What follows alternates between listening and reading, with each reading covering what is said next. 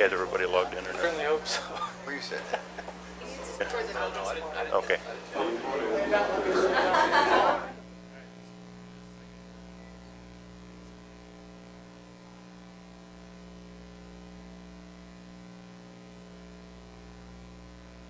You haven't logged in? We apologize.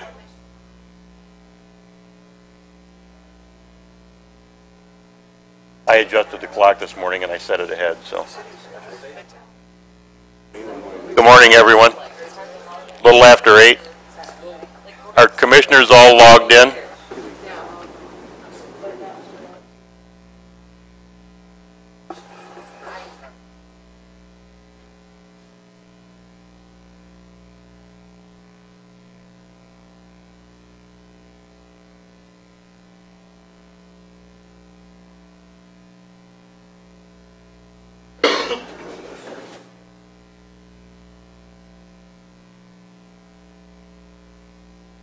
I think this is our first official meeting with board docs, probably, is it not? Yeah.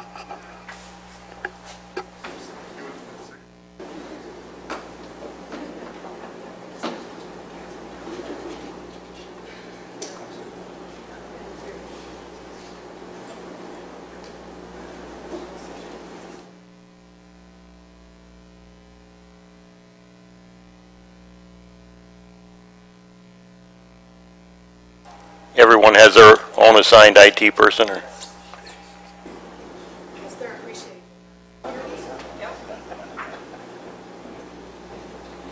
Okay, we'll call the meeting to order. And first up, we're looking for approval of the agenda. So moved. There's a motion and support. I'd like to make one addition to the agenda. On committee items between F and G, we'll slip in a brief verbal report from the prosecuting attorney. Again, that's between F and G. Any other adjustments to the agenda, additions? Hearing none, all those in favor signify by saying aye. Aye. Those opposed, the same. Motion carried. Public comments. A lot of public this morning. It's the time to speak if you'd like to. Good morning, Commissioners. My name is Tony Lewis, and I'm here seeking Lifeway's reappointment to the Board of Directors. I stood here before you 3 years ago, and I asked for your support as a Lifeway's board member.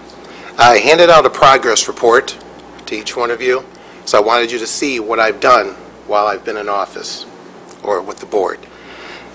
The first thing that was presented to me when I became a member of the Lifeway's board was the lack of collaboration with Allegiance Health and Lifeways. It was presented to me by my CEO to make a connection with Allegiance Health, in which I was able to, and now Lifeways has established or brought back the Behavioral Health Summit, which has helped us out immensely, both Allegiance Health and Lifeways.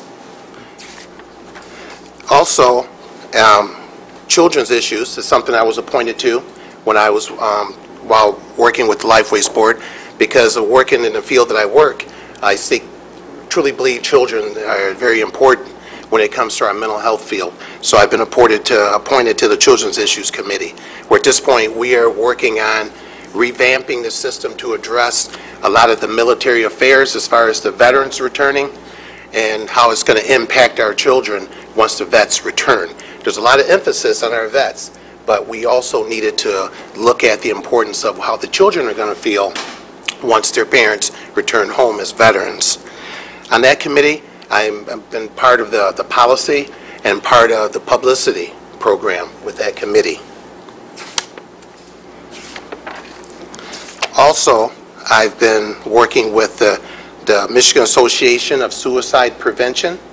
The suicide prevention is something that's on Governor Snyder's dashboard, and by that being on the dashboard, Lifeways wanted to become part of that while we had the opportunity to do so. At this point, as we all know, the governor has stressed the importance of suicide awareness and mental health as part of being one of the priorities for his term on the dashboard. So therefore, I took the initiative, and I was actually asked to be on in this position. Also, when I was while working with Lifeways, the Department of Corrections. The Department of Corrections and Mental Health, at this point in time, both departments are going through a transition to be able to adapt to mental health. And at that point, I was very fortunate to become part of the Community Corrections Advisory Board, where that way I can stay in touch and be able to keep Lifeways in touch also too with the corrections community as well. I'm very proud to be with Lifeways. I'm also very proud to be standing here in front of the commissioners.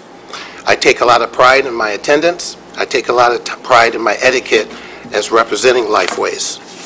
During my course, my 3-year term, I've had 36 board meetings. I've missed 1. I've had 108 committee meetings. I've missed 2. So time and attendance is the utmost importance to me when it comes to any committee or board. And if I'm reappointed, I shall continue to do the best I can. Lifeways has appointed me as vice chair of the board, where I serve once again as a proud board member. And I look forward to working in the future to continue to move this agency forward. Thank you very much for your time. Thank you, Tony. Other public comment? And I should have clarified this.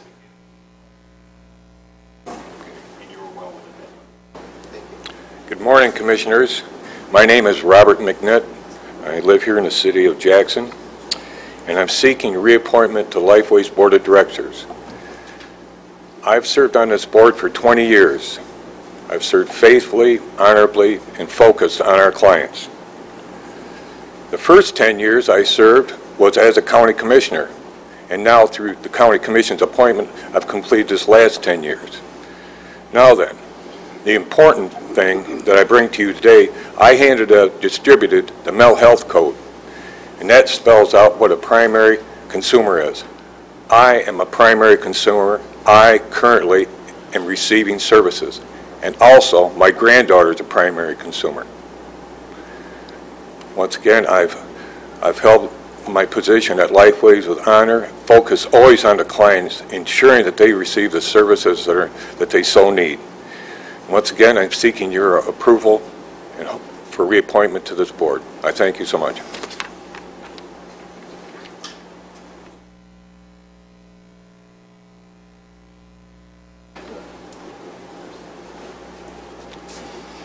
Hello, Commissioners. My name is Clifford Hurl, and I'm from Rives Township. I'm running for the Lifeways Board. And I want to thank you again for letting me stay on for these last 3 months after I went off the County Board of Commissioners.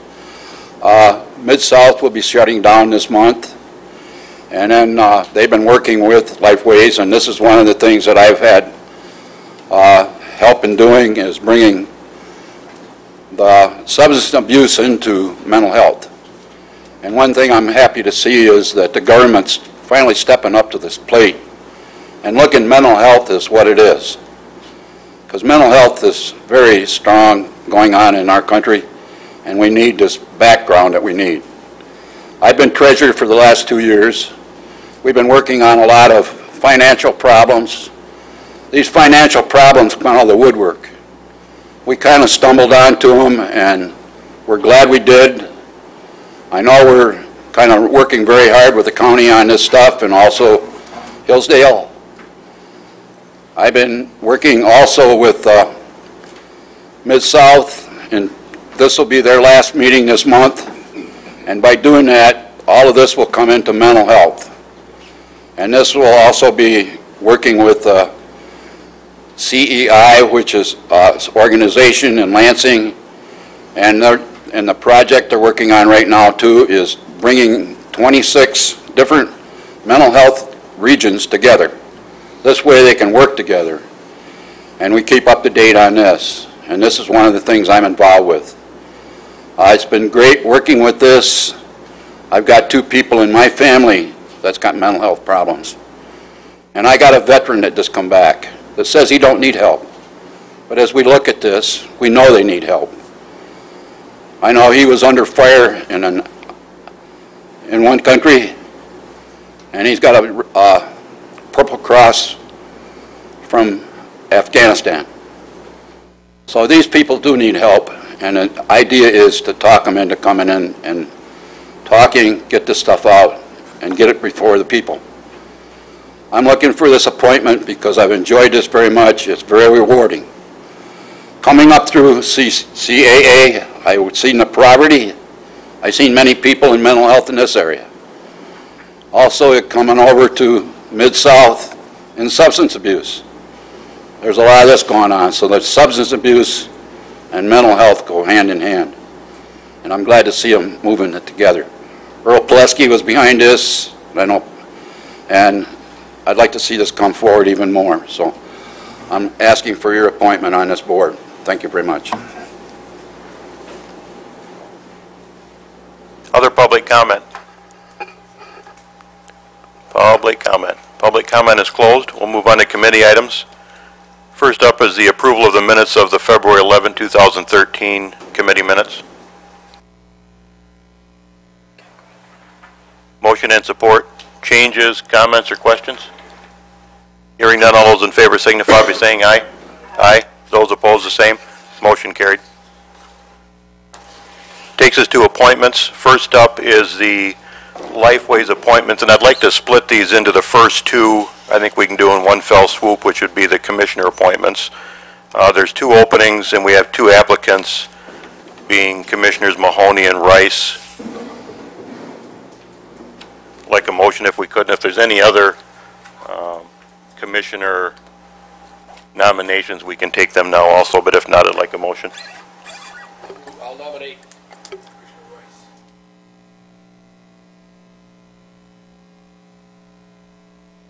Okay, we're going to take them one at a time, that's fine. We have a motion and support. All those in favor signify by saying aye. Aye. Aye. Those opposed, the same. Looking for a motion on the second commissioner appointment, and the current member is Cliff Hurl, obviously, that's off the board now as a commissioner, and Gail Mahoney is the other applicant. So if we can have a motion. Chair, I'll make the motion to nominate Gail Mahoney. Motion and support. All those in favor signify by saying aye. Aye. Those opposed? Motion carried. Moving on to the first consumer appointment. We have a total of 3 applicants for 2 positions. So we'll take the positions one at a time, and we'll take nominations. Support. Any other nominations for the first position? Hearing none, all those in favor signify by saying aye. Aye. Aye. Those opposed, the same. Tony Lewis fills the first slot. For the second slot, for another consumer member, we can have a nomination.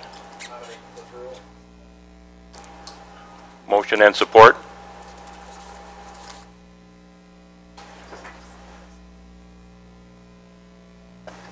Yes, I do tend to go fast, I'm sorry. Okay, we have a motion and support of Cliff Hurl for the second consumer slot. Any other nominations? Hearing none, all those in favor signify by saying aye. Aye. Aye. Those opposed, the same. Motion carried. 2 spots are Tony Lewis and Cliff Hurl for the consumer slots. Moving on to the Brownfield Redevelopment Authority. We have 3 public member spots, all expiring in 2016.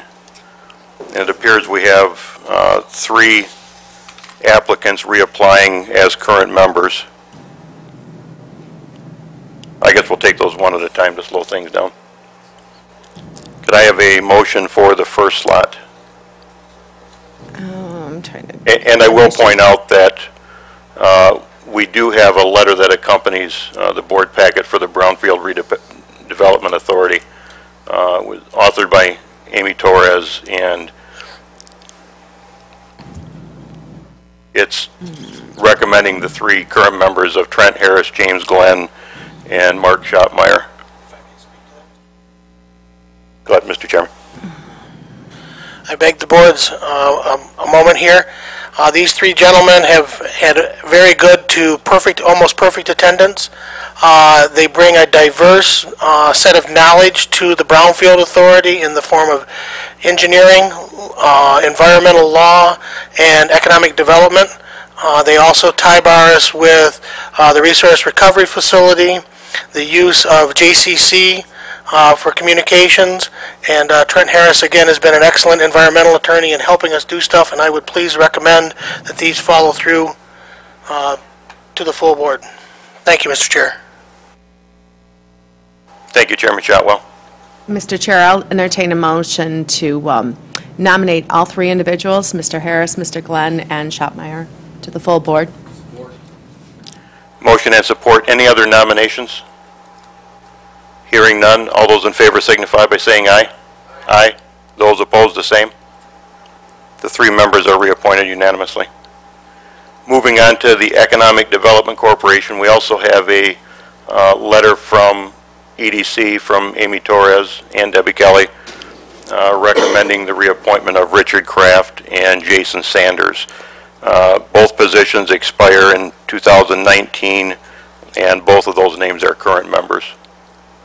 So if we could get a motion.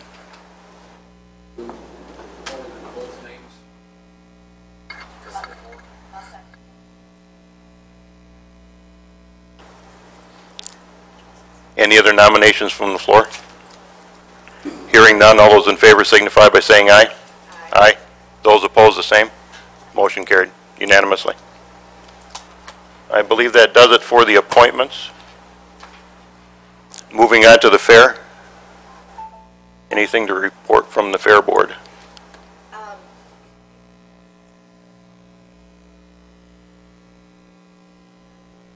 Fair enough. Nothing wrong with being duplicitous. Moving on to item D, the airport semi-annual report, and I think I saw our airport manager here, Mr. Maurer.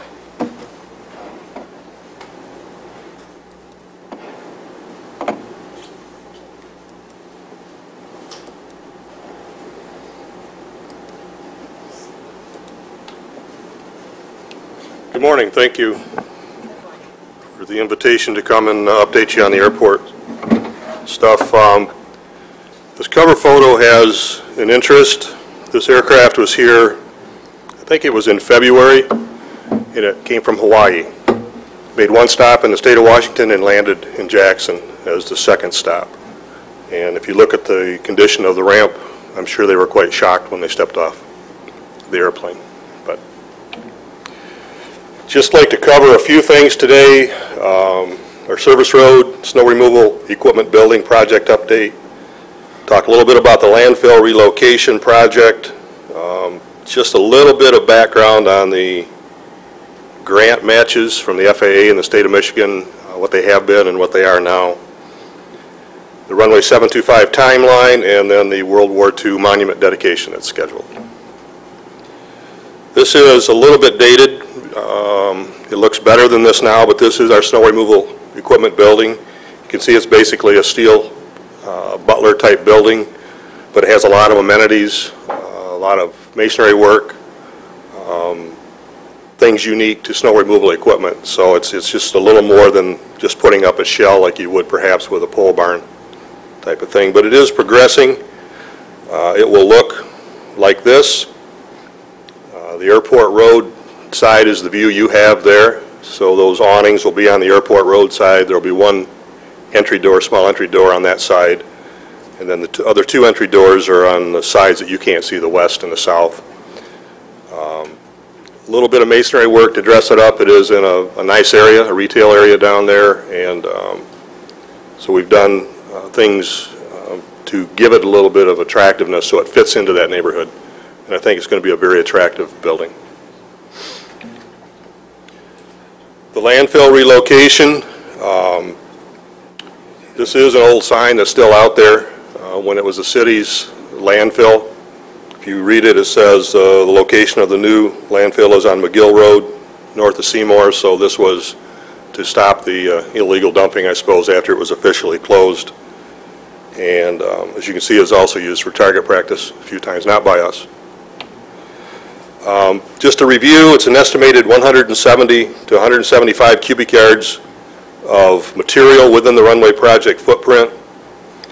And this was key acquiescence by FAA and MDOT Aeronautics. The undercutting and the hauling of that material is covered by FAA funds. That was a huge, huge amount of money.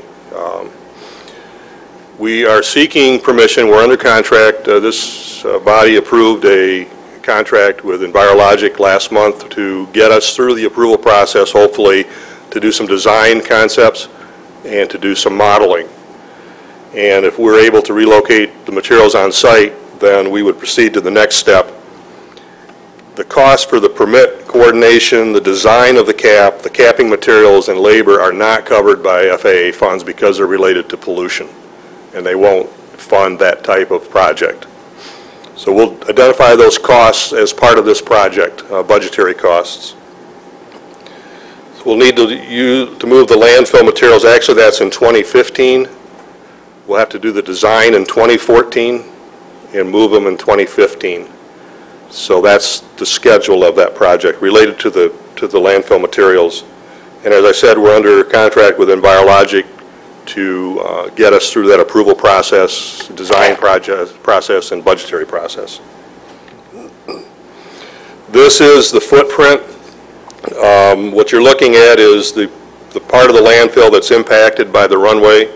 That's in the pink area. You're looking at the west end of our main runway in the lower part of that, and then you'll see the line drawing shows the future runway and shows how it crosses that landfill. And then the road there is Woodville Road. So that gives you the concept of the amount of material, the area that it covers, and we would hope to move it to the north on other landfill area and then cap that. It would improve what was moved, obviously, and it will improve the area that's capped. That's our concept we're going to be developing through Envirologic.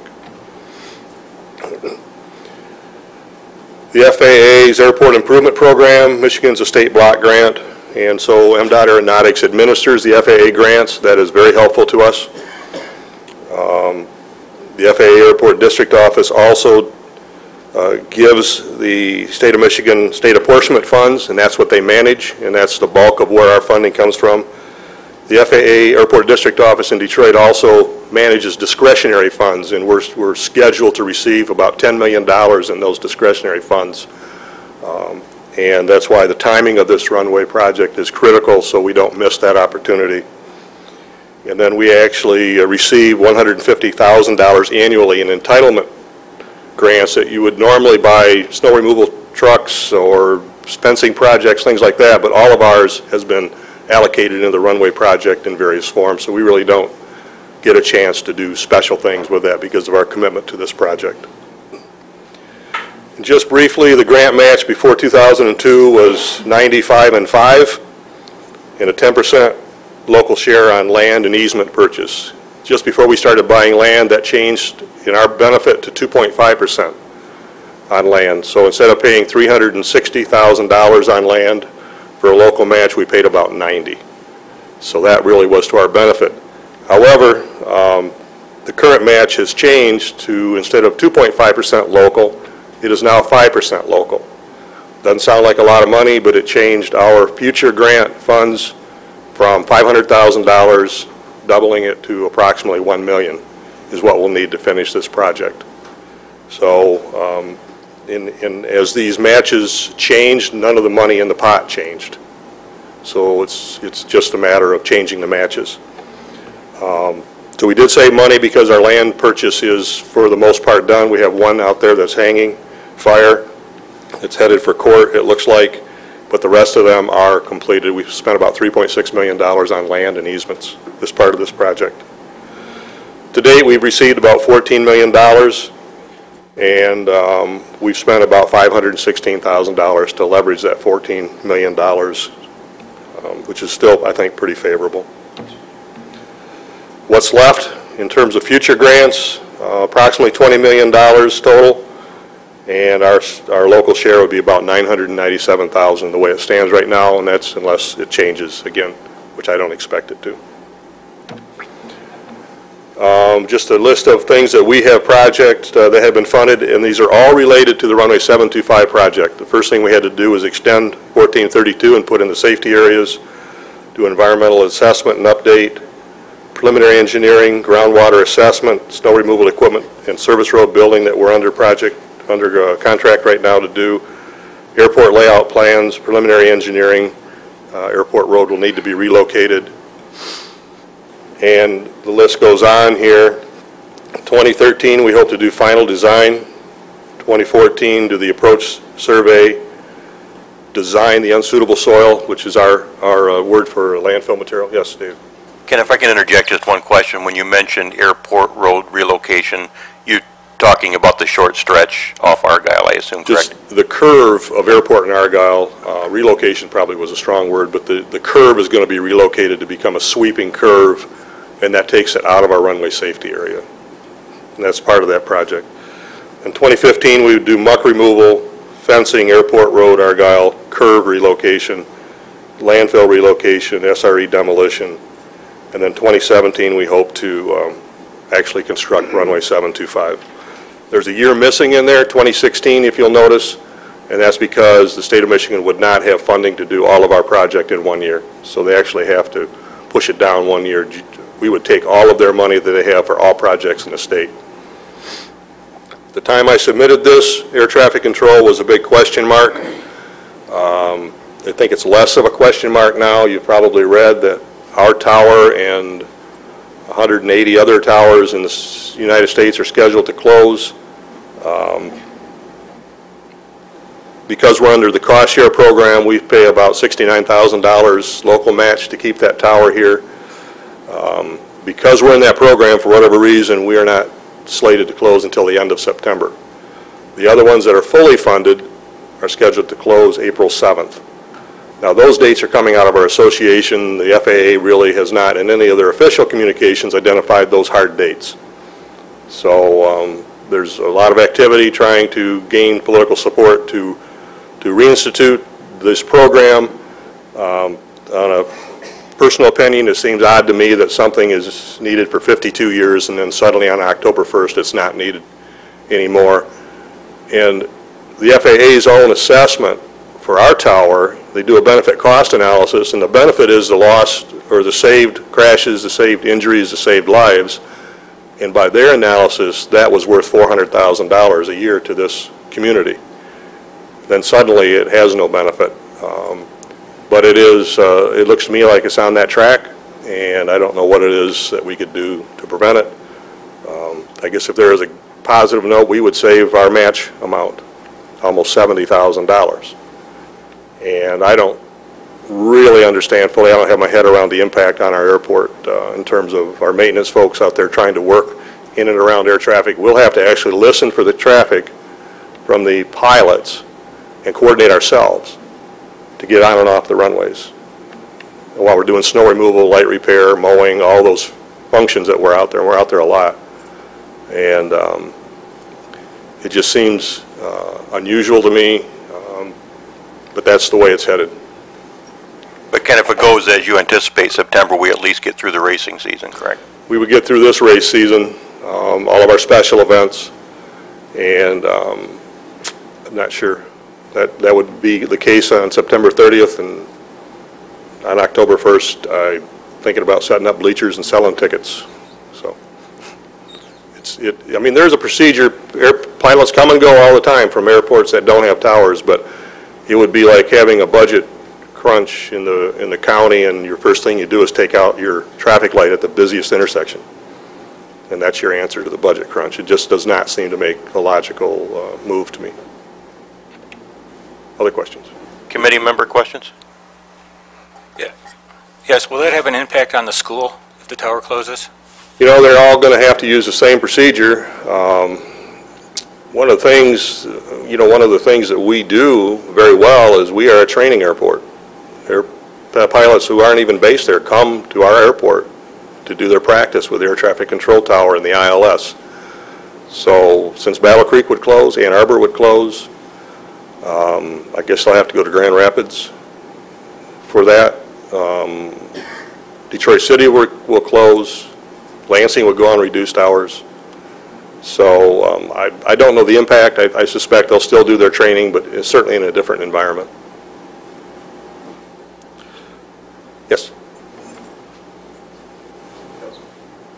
Grant, when 2013 gets here and the renovations are all done, what does that mean for our airport? Do we have additional capabilities?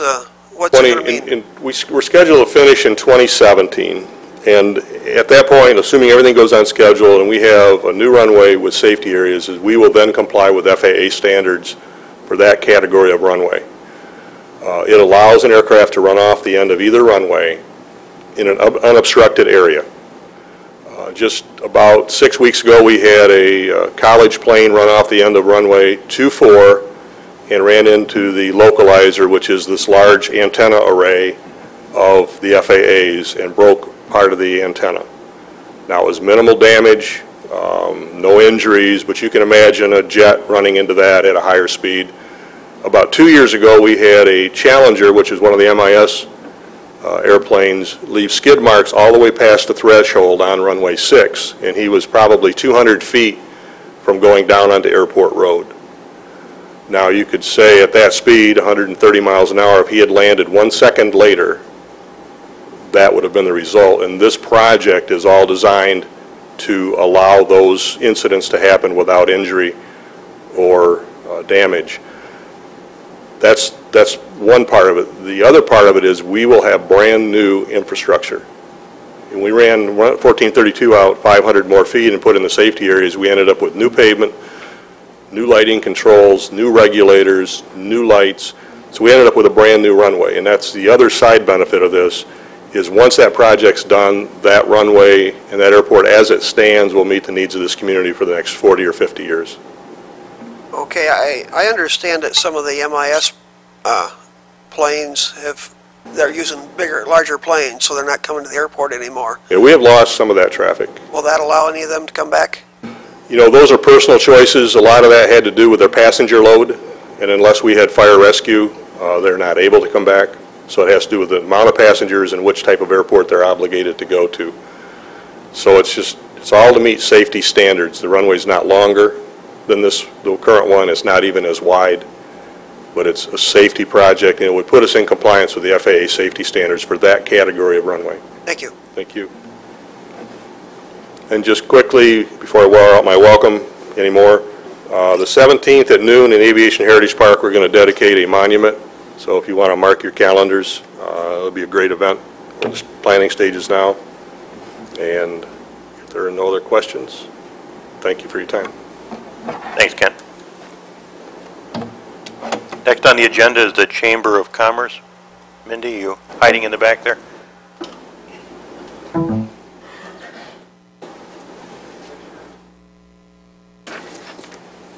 Good morning. I thought I got to hear the fair first. I was hanging out back there. I won't take up much of your time. I'll give you a quick update on the Jackson County Chamber and Experience Jackson, our Visitors Bureau. First, on the Chamber, we are in year 2 of our 3-year strategic plan, so we are in the process of updating that. It is still relevant and current, but we want to make sure that our metrics that we've already hit get reevaluated and new goals are assigned to those, so we're working on that. We, in your packet, submitted our advocacy agenda for our legislative committee. Every year we look at issues that are going to impact the members of our chamber here in Jackson County and the issues that we can take a position on. So you have a document in your packet that outlines the chamber's position on some high-level issues. This helps the elected officials know where we stand. It helps our members know what we're looking at. And then as issues come up that are timely and we don't have time to go through our whole process of legislative committee review and then to the board, we're able to take faster action, thereby having a greater impact. If you have any questions on those, I can take those. We're also on the legislative committee looking at creating a half-day event this September. It'll be a legislative event, hopefully ending with a keynote speaker that will bring a nice crowd for our economic club lunch that day. We continue to work on the asset map for Jackson County, being hosted on Spring Arbor University website. We are probably about 3 months away from that launching and being a live tool for the community.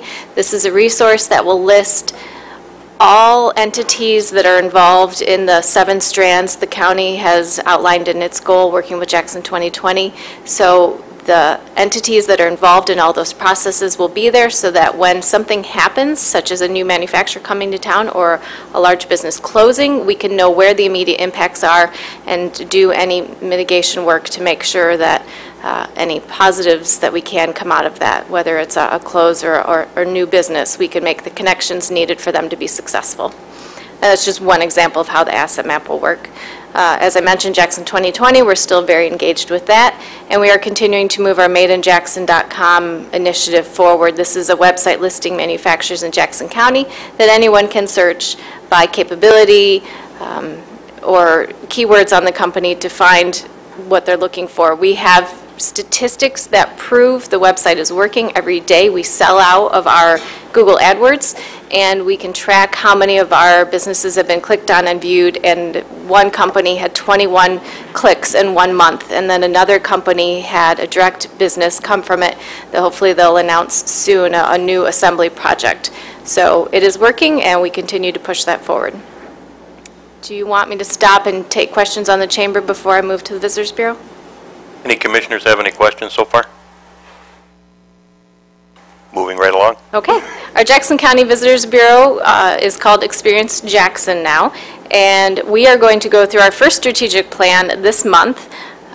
Your own Brandon Ransom is the chair of our board and leading us into a strategic plan to really set some goals. As you know, we increased our budget when our assessment went from 2 to 5%. This is what people pay when they stay in Jackson County hotels.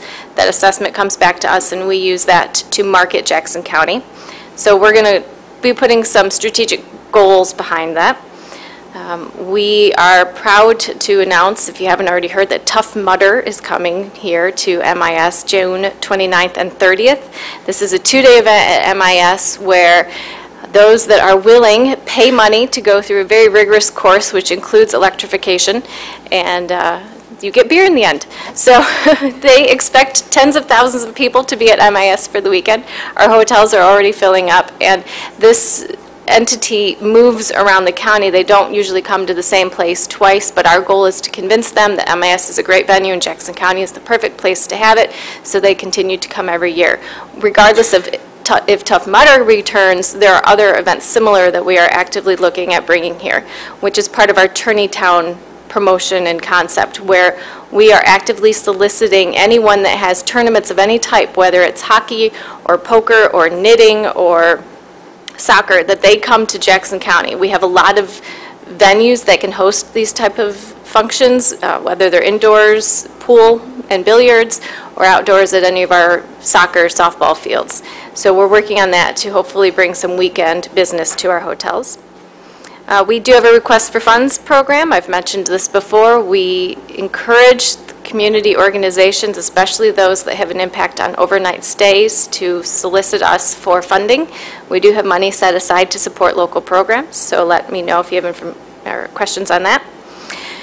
And we are working on a Jackson certification program. We realize that one of the things that we can have an immediate impact on is our customer service and welcomingness community. And so we're creating an online program that people can become certified in Jackson County. So you'll learn information about Jackson and why we're wonderful and all of our attractions and assets, and then you'll get a certification that says you're Jackson County certified, and hopefully we'll have a lot of people, not only our front desk hotel workers, but the gas station and the taxi cab drivers and the waitresses will have rewards and programs to incentivize people to do this, and hopefully we'll increase the knowledge of our community by those serving our visitors, as well as just the overall customer service. And I'd be remiss if I didn't mention our community calendar, experiencejackson.com/calendar. Please post your events, whether it's a church function, garage sale, or an event like Tough Mudder and NASCAR weekends at MIS. And if you're thinking about planning an event, please check there first to make sure that there isn't a conflict. We do have a county section and a politics section, so the county is welcome to use this for any of its meetings that they want the community to be aware of. That's my report. Thank you, Mindy. Any other commissioner? Dave. Pure Michigan thing last year. Are we going to be participating again this year? Thank you. Good question. Yes, we have committed to doing that again. Last year our commitment was $75,000, which the state matches. This year our commitment's $80,000, and we get 2 commercials for that. So we'll have 2 to mail-in voiceover radio commercials versus the one we have now. We'll be doing spring through fall into the winter, and into Canada as well. So they are really pushing going into Canada, which is something we encouraged last year, which they didn't do. We were able to do a little bit on our own, but yes, we will be pursuing that. Julie? Thank you, Mindy. And the funds that are raised for the Tough Mudder project go to? Wounded Warriors, thank you. It's a great program for veterans that have been wounded, so it's a good community program and with larger aspirations. Thank you for sharing that. And also, I would just strongly encourage the commissioners, as we go to township meetings and other events, that we encourage our townships and villages and such, as they plan events, that we encourage them to put it on the Experience Jackson. I think sometimes, you know, we just assume it's there, and I've gone several times looking for some local events, and it's just simply overlooked. So I think that's an additional responsibility we should take on ourselves to make sure and help spread the word. Thank you. Any other questions from commissioners? Hearing none. Thanks, Mindy. Thank you. Next up on the agenda is the Youth Center.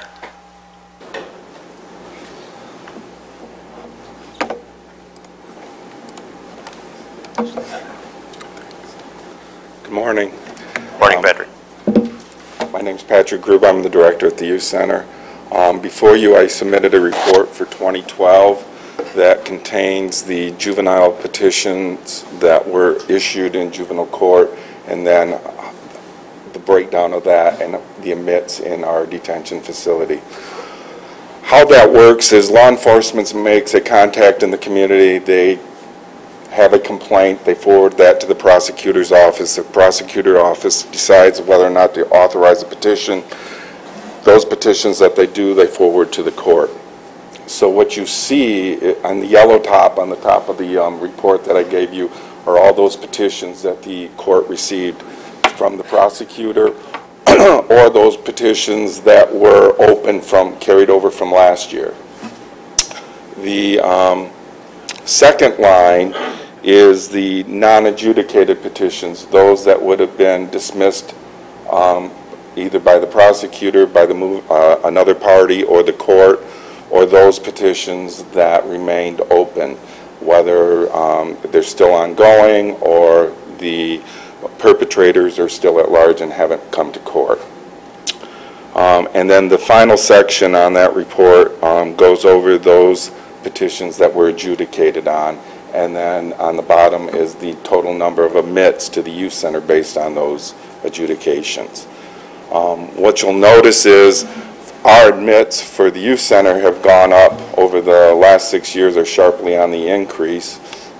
The number of petitions in the community are relatively unchanged. I think they increased by 43.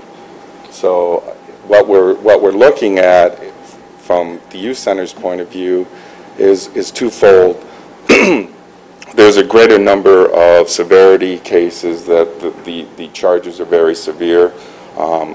Last year, we normally run maybe 1 or 2 waivers, meaning juveniles that are going to be charged as adults, and we had a total of 7 in our facility. The other thing, we made a tweak. The court was concerned about the number of domestic violence cases, so we kind of opened up the admission criteria at the Youth Center to accommodate that, and that also is an increase of why our totals have gone up because of domestic violence. Is there any questions on the report?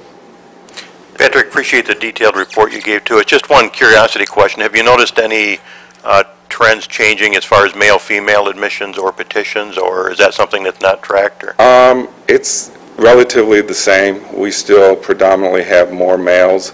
There was a time where females were overtaking the population in our facility.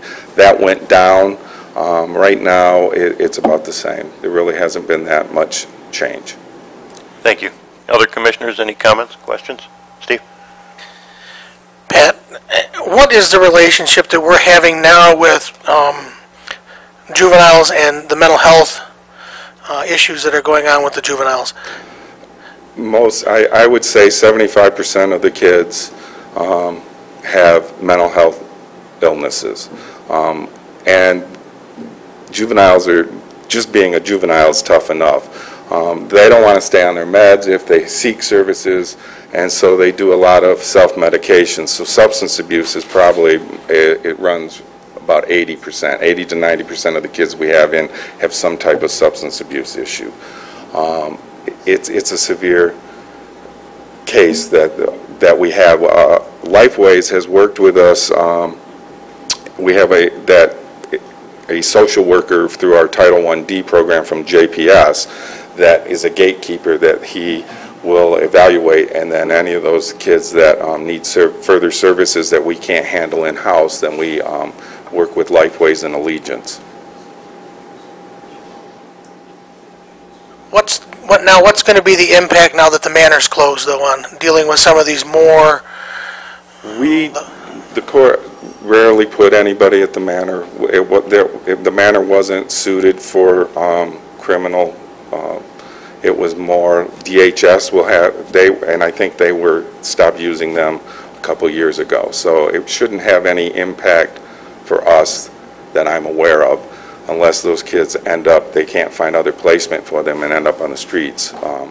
Then that could, if they're from our community, could impact us.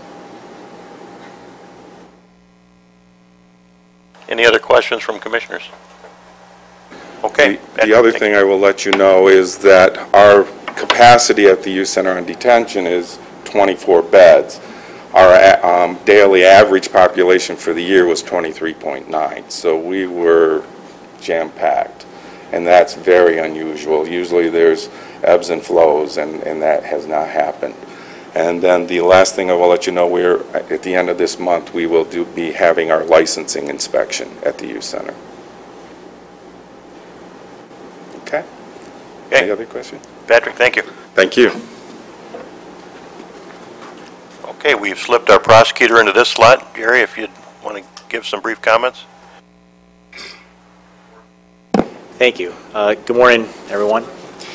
Just to give you a brief update, the first 2 months of the year in the prosecutor's office, we had our first murder, as you know, in Concord. It happened several weeks ago. That case has moved pretty quickly. That defendant was judged not competent to stand trial, sent back to the forensic center to see if he can be made competent, and there's a 15-month window for that to happen. So that's where that case is at.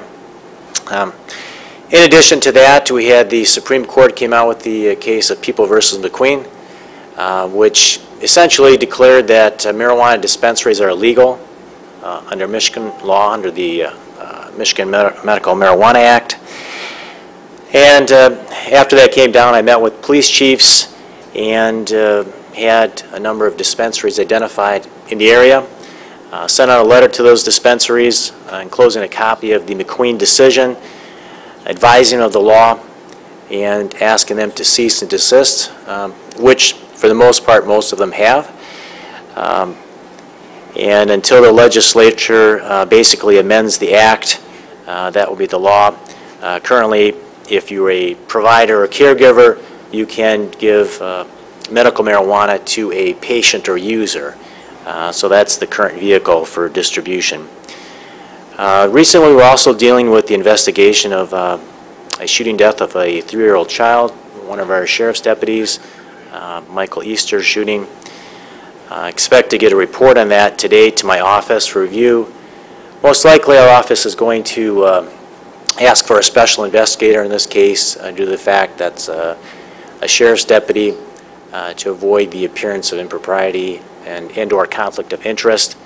So hopefully I'll get that report at my desk today.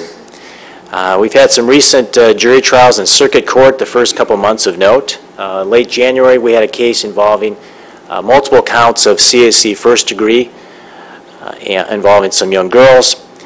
The case of People versus Daniel Mix. Our trial team was successful. I think Commissioner Plachek was a foreperson of that jury. Our APAs assigned were Katie Rizmirski and Jennifer Walker, did an excellent job. Guilty is charged on that matter. Also in February we had a couple cases of note, People versus Jabari Johnson. Jabari Johnson was charged with assault with intent to murder in the prison. Tried to stab a corrections officer in the neck with a knife.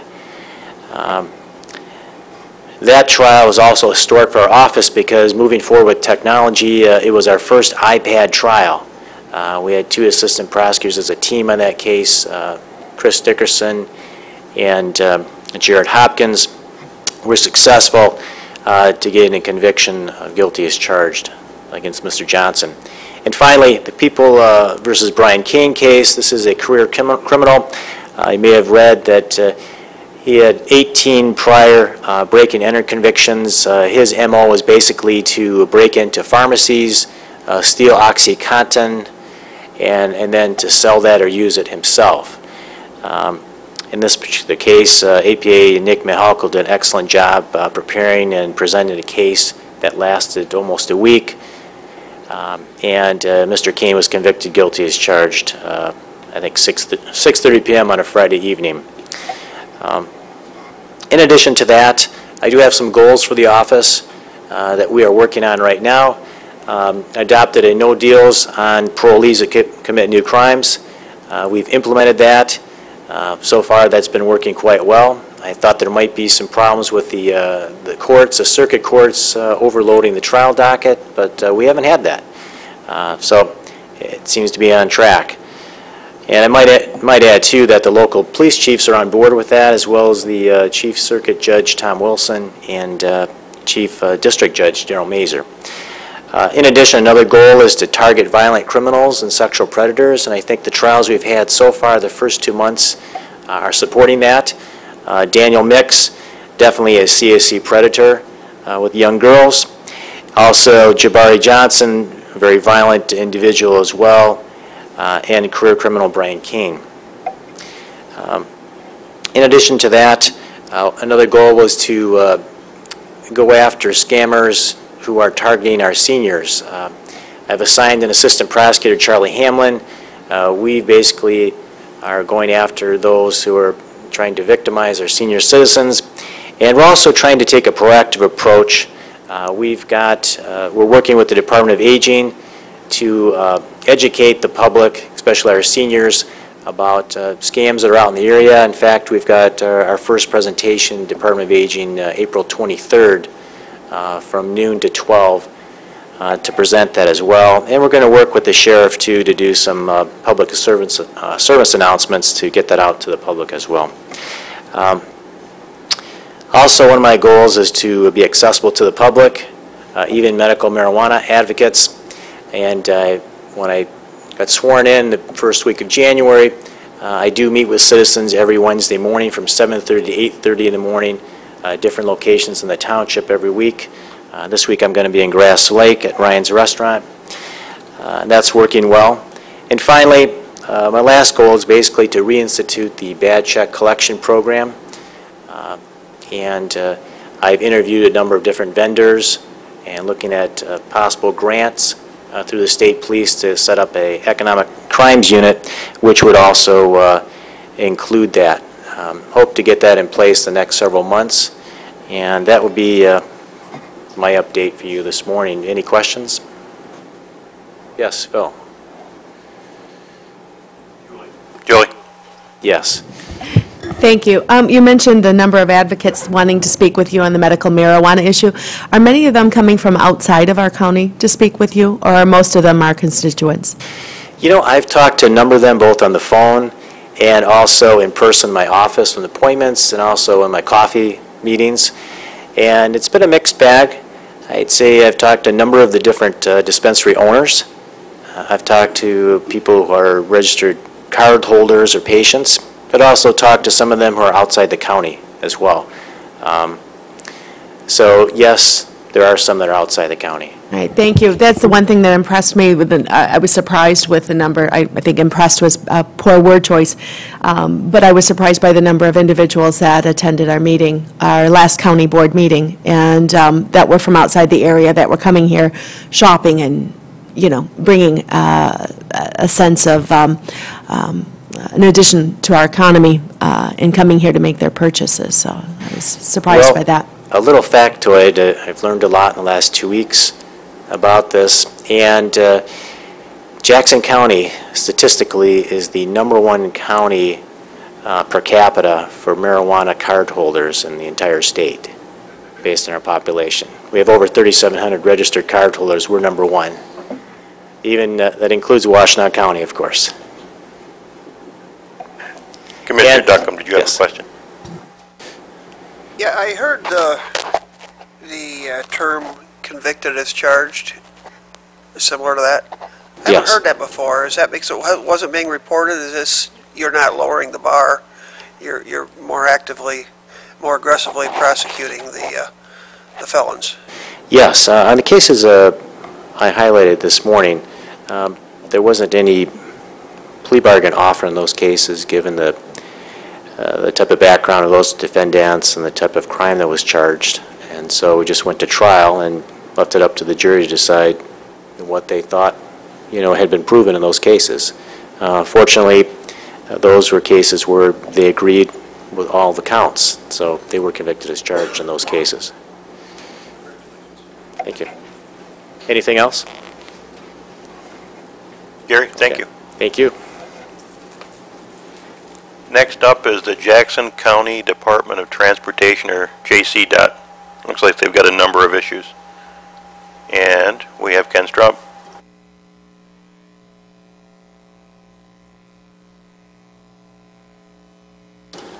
Good morning, everyone.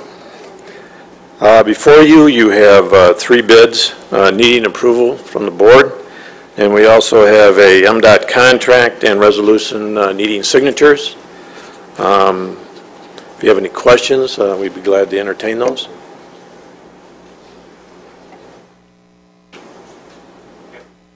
Ken, why don't we deal with them one at a time? The pavement marking bid is first up on the agenda, and it looks like, I thought there was 2 bids submitted on that, was there? And you're making a recommendation of one of those, or was there 3?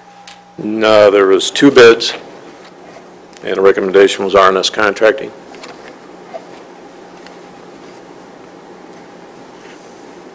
Let me catch up here. Okay.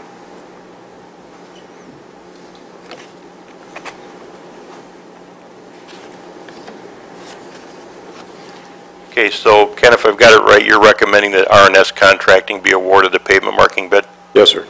Okay. Make a motion that R&S Contracting be awarded the bid for pavement marking. Support. The motion and support. Any questions on the bids or the awarding of it to them? Okay, hearing none, all those in favor signify by saying aye. Aye. Those opposed, the same. Motion carried. Kent Durapatcher. Looks like it's a lease. Yes, a lease. We leased with this company last year 3 machines. We're going to go with 4. We found those very beneficial, and that's through Alta at $3,650 per month per machine.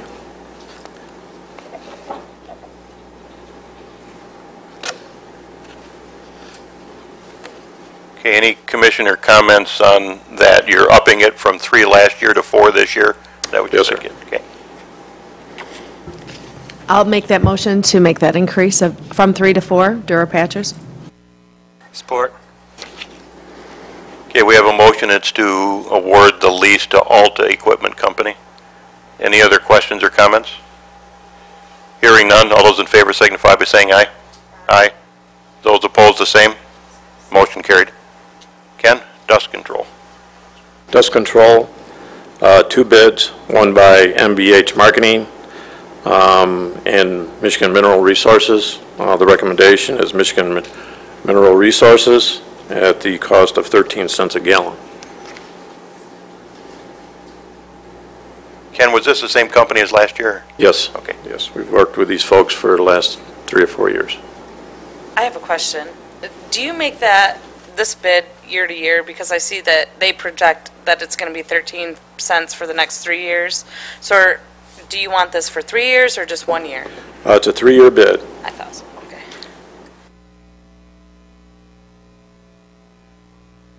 Questions from commissioners? If not, motion's in order. Julie, do you have a question? No, and so just for clarification, so this is a service that a township would come to you, any one of our Jackson County townships come to you and request the service, and then it is contracted out for such. And again, you said this is the company that we've been working with. Yes. All right. I would make that motion to recommend Michigan Mineral Resources, please, for this 3-year dust control bid.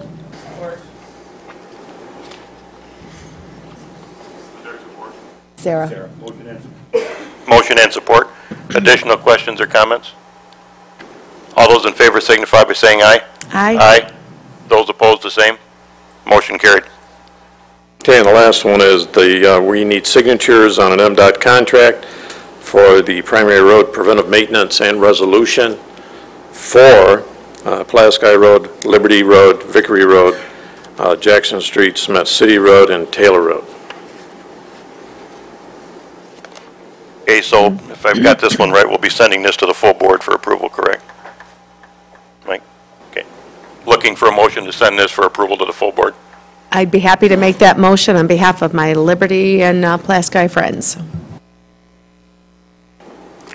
Motion and support. Questions or comments? Hearing none, all those in favor signify by saying aye. Aye. Those opposed, the same. Motion carried. Thank you. Thank you for your fine work. Next up, we have the Fair Board. And our friend Brandon Ransom.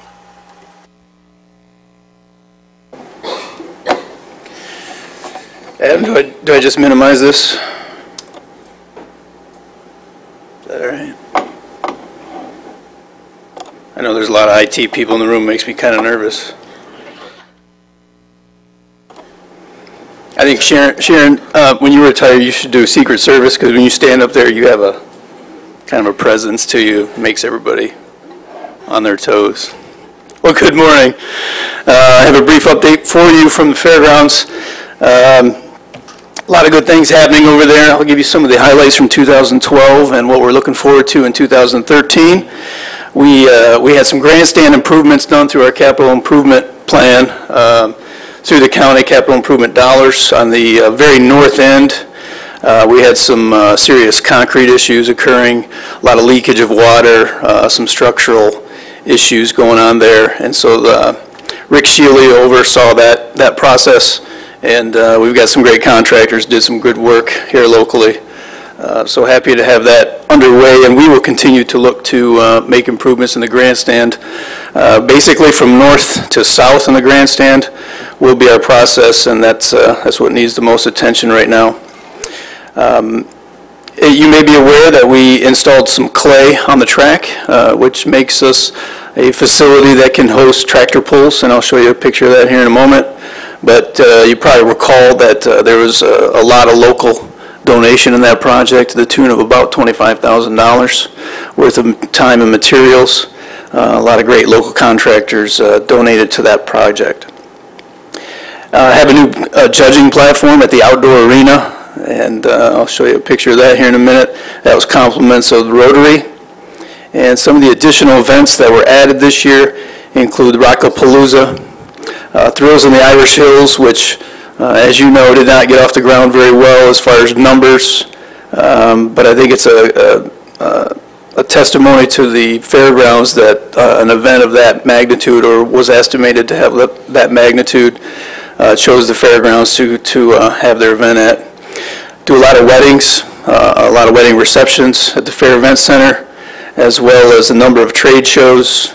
And if any of you made it out for the Beer Fest this past weekend, it was a very large success. We had over 2,300 people come to the Fair Event Center for Beer Fest. I want to thank those that were able to come out and volunteer for us there at Beer Fest. Here's that picture of the new judging stand at the outdoor arena.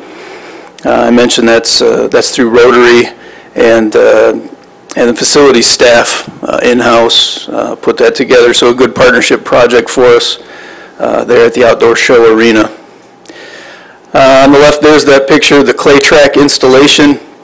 The tractor pullers loved it, thought the track was great, raved about the conditions that they had to pull on this last year at the county fair. So this last year we had a mixed bag of weather. Unfortunately, two of our bigger attendance days and revenue days, we had some really bad weather come in a couple days. As you recall, July was, you couldn't make it rain if you had to. And then the end of that drought basically occurred on the Thursday and Friday of Fair Week. So not a great scenario for us, but nevertheless, participation was very solid from a number of entities, including the 4-H. I mentioned those tractor pulls. We had great attendance on the tractor pull night. We have, typically we have what we call a free show to those folks that just, pay gate admission and come in. This year we had an alligator show in town, which was really well received. Standing room only every show. A number of shows every afternoon and evening, and standing room only at all those showings. So we had about 170,000 attendees. That is down from previous year. But if you really look at the analytics and look at Thursday, Friday, it was a huge hit for us as far as people coming through the gate. Financially, happy to say that Fair Week finished in the black, which is always great news. Here's our gator show, and you can see the number of people. Those bleachers, did the horseshoe. We put out about 4 sets of bleachers, and the gator guys came in and said, we got to have more bleachers. And we thought, okay, these guys are kind of full of themselves, but they produced, and like I said, standing room only. We had 6 or 7 sets of bleachers there, and it was a packed house. So good show. We would have them back this year, but we've kind of, it's a learning curve. If you have the same thing year after year, you got to keep it mixed up, is what we've learned over the years. Here's a picture of the tractor pulls of the crowd that we had in the stands. Really good night, really well received. People were excited to have the tractor pulls back at the fair. A bit of sad news, Mike Gumper, many of you may know Mike, may have known Mike, I should say, unfortunately passed away recently. Mike was a tremendous asset to the fair, and he'll be sorely missed. He was involved with the fair in some shape or form for 53 years. So I was told that he started when he was a junior in high school, actually working with the fair in some way or form, and he was very organized, very well liked. He took care of the Gumper exhibition building for us, and that's a big task if you know anything about the fair. There's a lot going on in there, from artists to bakers to people displaying Legos and the whole 9 yards. So Mike had to deal with a whole lot of people and did a really good job at it, and that leaves a huge void for us to fill, but he will be sorely missed. Great guy. So looking forward then to 2013 County Fair. It's August 4th through the 10th. The Fair Board has taken some actions that I think will be well received by the community. We are trying what's called a $2 Tuesday. There will be a number of discounts in place. We're asking vendors to reduce their the cost. Maybe their burgers usually $3. We're asking them to throw out a deal there for $2 on $2 Tuesday. Similar with the gate and things of this nature. So looking to really pump the days that are a little bit maybe slower for us typically. The Fair Board has also instituted a veteran discount this year, which has been a topic that's been in discussion for several months now. Very excited to have the Band Perry coming this year. That will be the Sunday night show, so on August 4th. If you haven't got your tickets, you'll want to get those on sale. Went very well. We sold over 2,000 tickets the first day that tickets were available for the Band Perry. So that's exciting news, and we've had really good feedback so far. Now, we still are looking for a second act. That may or may not happen. We'll see what we can get for the Monday, August 5th. But we've got some leads going, and we're certainly following up with those, and we'll keep you apprised of our progress. Tractor Pull will be back, and we're also going to do a rodeo show this year. It's called Bulls and Barrels. So we'll have bull riders and we'll have barrel racers in the grandstand. And our free show, last year I said we had the tiger or the alligator show. This year we have a tiger show, and I think people will be interested in that. So looking forward, some of the even past 2013, we've got some new board members. We've got 3 board members here with us today. So I think it's a great group. I think we'll work together very well. We're looking to make those key transitions. You know, over the past several years, we've had very tight budgets. That continues to look to be the same. But through partnerships, through volunteers, you know, a lot of these different things I think can really get our fairground where we need to be. The community support angle I think is huge here, and the fact that, you know, the fairgrounds, one of the things that we've talked about as a fair board for a while now is that the fairgrounds is more than 1 week of the year, and we need to program that way. We need to master plan that way, and so that's the last thing on the list here is we are looking to do some strategic planning, some master planning as a group, and I think that that will be a great process. That will be valuable for, you know, let's look more than the next 18 months. Let's look for the next 10, 15, 20 years to what we can have down there. Now, the chances of harness racing ever coming back are slim, if not nil, and so we need to adjust accordingly. Do we need that track there? That's kind of a common question that you always deal with, that comes up from folks. So those are some of the things that we'll be looking at here in the very near future. We are looking at options of what kind of master planning process to take part in, what scope that means, and so we'll be actively pursuing that. And with that, I take any questions you might have. Dave? This isn't a question, it's a comment, though. On the failure of the Thrills, whatever it was, non-show at the fairgrounds, did not cost the fair any money. We got paid our rent and everything else that the failure was on the sponsor that had rented the grounds from us. So. That's correct. Thanks for pointing that out. That was a flat fee rental, and we did get our money on that, so no harm done as far as the fairgrounds go. I'm glad you piped in because I also want to throw a shout out to Project Red. If you're interested in partaking in Project Red and helping us out down at the fairground, we'll have, do you know how many they put through there, Dave? How many third graders? There's 601 in the morning and 595 coming in the afternoon, and there was still 2 schools that hadn't responded. So we'll have a lot of third graders next Tuesday down at the fairgrounds, and if you're interested in helping us out, we'd love to have you. So. Any other commissioner questions? Phil? Brandon, what was the 2 bad days that we got hit on the weather? They were, you say they were largest attendance days? Typically Thursday, Friday, Saturday are our biggest days. Thursday and Friday took a nosedive. Thank you. Yep. I can fill out Friday in 2011, we had 12,000 people, and last year we had 2,000 on that Friday. Yeah. Thank you. Okay, thank you. Last up under committee items is the Front of the Court quarterly report. Good morning. Good morning. My name is Sarah Hoditz. I'm the newly appointed Front of the Court, so I just want to introduce myself because I haven't met most of you.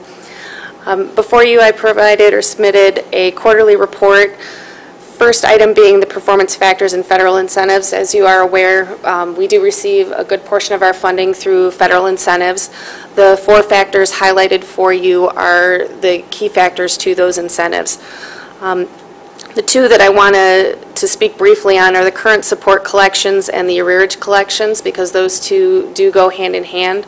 Our office is working right now to push support reviews, which reviews the current charge or the current support obligation for the payer of support.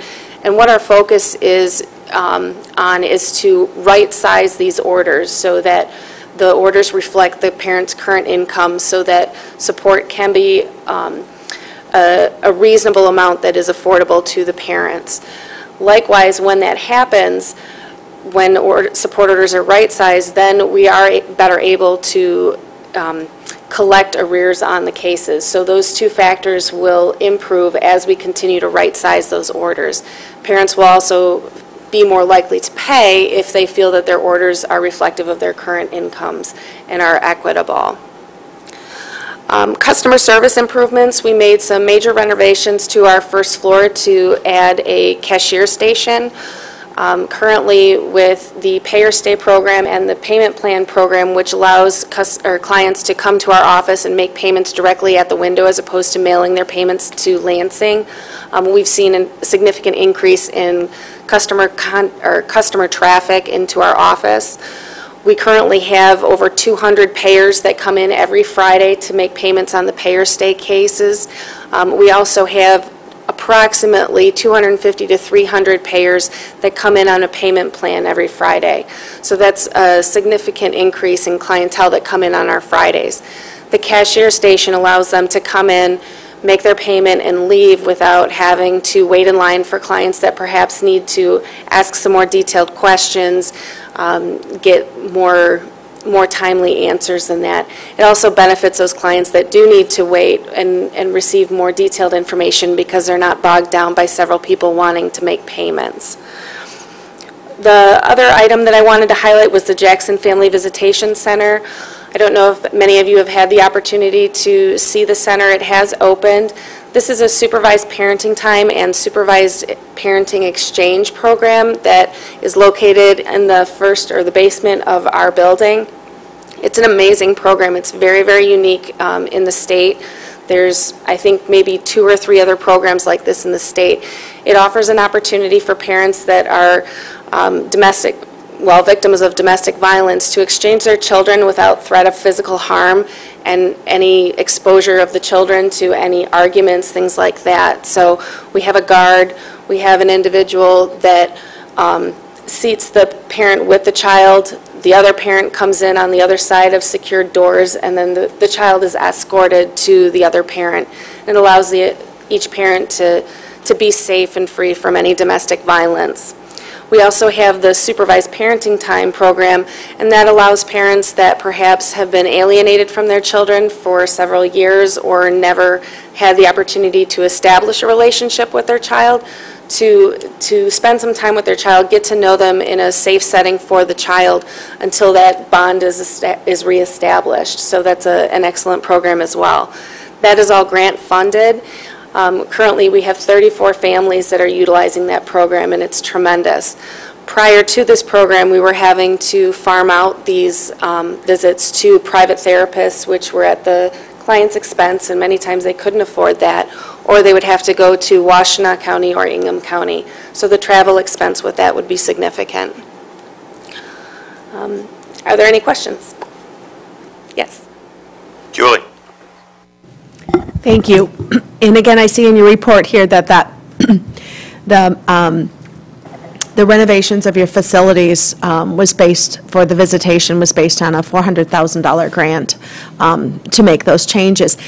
And as you explain the process, that sounds great for that child. I'm curious what happens to those parents. Do they then walk out to the parking lot and happen to be walking to their cars at the same time? No. With the supervised exchanges, the parent that is leaving the children with the other parent leaves the building. The other parent has to wait with the child for approximately 5 to 10 minutes to allow the other parent the opportunity to leave, and then they leave with the child. Now, the supervised parenting time, we have a waiting room for the other parent. So while the child is having their time with the other parent, they stay in that waiting room. Then the non-custodial parent would then wait until the child and the parent left. Time would elapse, and then we would allow the parent to leave. And the funding from this grant covers also the time of that employee? Absolutely. It's all funded through the grant. Okay. And thus the reasoning for renewing the grant? Correct. Eventually. All right. Thank you. Mm-hmm. John. Yes, my wife used to be in enforcement in Washtenaw County for under the court, and when there was bonuses by the big three, and this year the Ford Motor Company gave big bonuses, do you target the people that are in the rears by going after those bonuses? Absolutely. We do, through the Front of the Court Association boards, those bonuses are highlighted and disseminated. The information is disseminated through the state. Once we are made aware of it, we do run reports that show what employees we have or employers are out there that have the bonuses, and we issue mass income withholding orders to those. Thank you. Any other commissioner comments or questions? Hearing none. Sarah, thank you. That concludes the committee items. We're down to claims. We can have a motion on paying of the claims.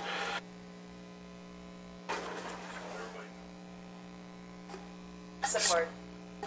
Motion by Plachek, supported by Alexander. Questions or comments? Hearing none. All those in favor signify by saying aye. Aye. Those opposed, the same. Carried. You have the minutes of the Parks Commission and the reporting schedule for April. Takes us down to public comment, which is a 3-minute public comment period.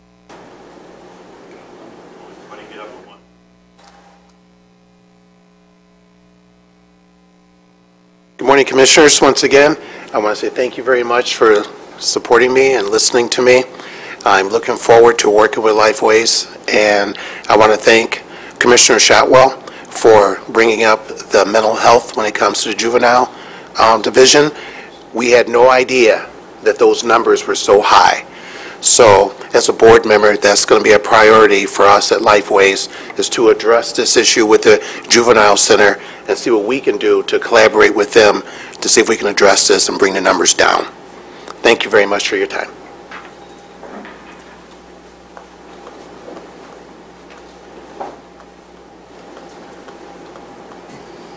My name is Clifford Earl. I'm from Rives Township, and I want to thank you for sending my name on to for appointment to Lifeways. And it was very interesting to hear from the juvenile center. I talked to Tony there, and we want to try to get something going on that, because 75%, that's real high. And since the episode that happened out on the East Coast there with those kids, I'm very happy to see mental health coming forward and being looked at some of these different positions. Seeing two of my grandkids, it's something to look at and to very work at for. One thing I'd like to say too is that being on Mid-South, this month they'll be shutting that down. But next month they'll be having a banquet for all past members that used to be on that board. And I think your name's on that list, Dave. I don't know if you got an invitation or not, but what they want to do is bring back all the people that have sat on that board over the years. And I've seen some names on there that's been gone for a long time. So this substance abuse has been around for a long time, but I'm glad to see them to bring it forward and to merge this with mental health, because it is part of it. So thank you again for sending my name forward. Thank you. Any other public comment? Hearing none. Committee member comment. I'll make the first comment. Wish I'd done it while Bob McNutt was still here, but just to thank him for his many years of service in the appointment that he served for Lifeways, and I'll thank him again when I see him. Other commissioners with any comments? Hearing none, we are adjourned.